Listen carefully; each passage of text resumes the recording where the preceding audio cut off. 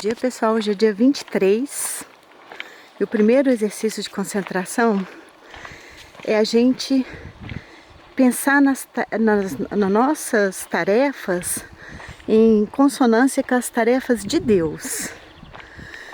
Então eu fiquei pensando, né, que alguém pudesse reclamar e falar: ah, meu Deus, eu tenho que fazer tanta coisa e ainda tenho que pensar na ressonância com Deus. Fica difícil isso, eu tenho muita coisa para fazer. Pensei assim.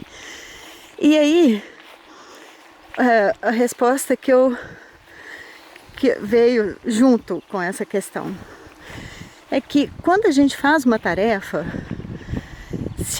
pode ser uma tarefa difícil, complexa, ou simples, qualquer tarefa.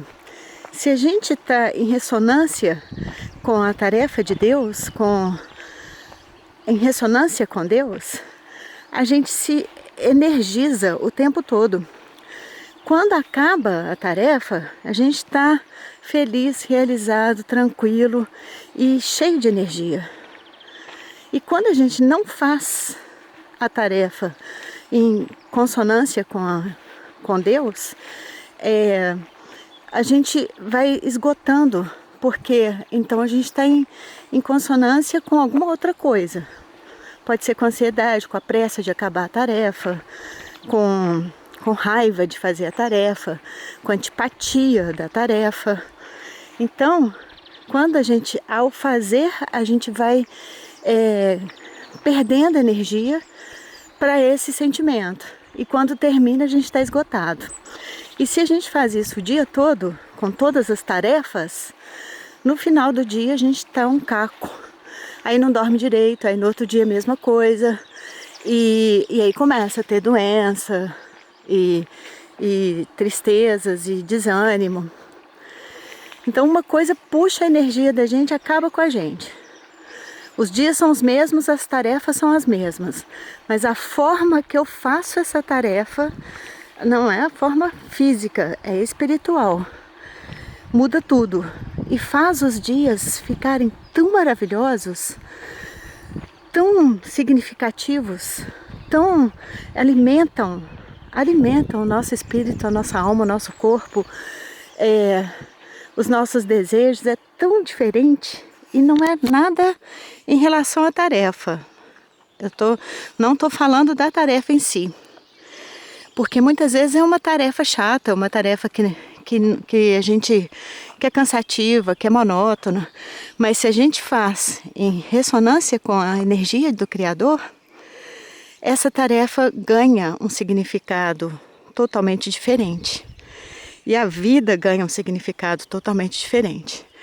E o terceiro exercício, ele fala para a gente pensar, entre outras coisas, pensar na palavra variedade. Por que essa palavra variedade significa também único?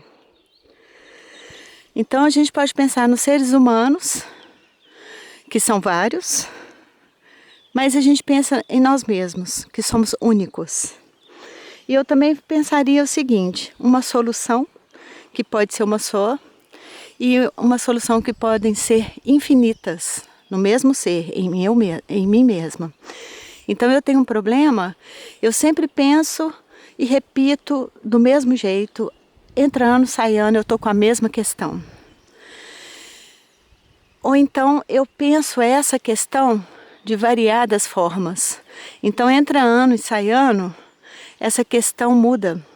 A gente pode falar que é variações sobre o mesmo tema. Então a gente faz variações e olha essa questão de um lado, de outro lado, e vai vendo como a questão pode ser infinita e como que uma conversa com ela pode fazer de nós crescer, fazer que nós cresçamos, é assim que fala. Ou que a gente tenha uma questão que pode ser agressiva a um primeiro momento, desagradável, ela possa dar tanta conversa boa e tanto entendimento e ensinamento. Então a gente começa com má vontade, mas vai vai conversando e recebendo aquela questão e, e vai se colocando com ela e a coisa muda totalmente. E no final a gente está agradecido por aquela questão, por aquele problema, por aquela dificuldade. Nossa, como essa dificuldade me ensinou. Como eu posso ser melhor por causa dessa dificuldade, desse problema.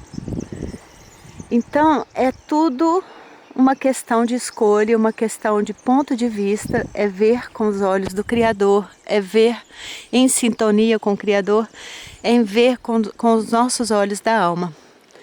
Muda tudo. E um mundo hostil e desagradável e cheio de vícios, como ele fala, passa a ser um mundo de harmonia e bênção. É assim que eu estou me sentindo, abençoada. Eu te vejo na eternidade e jogo pétalas de rosa sobre você. Um abraço.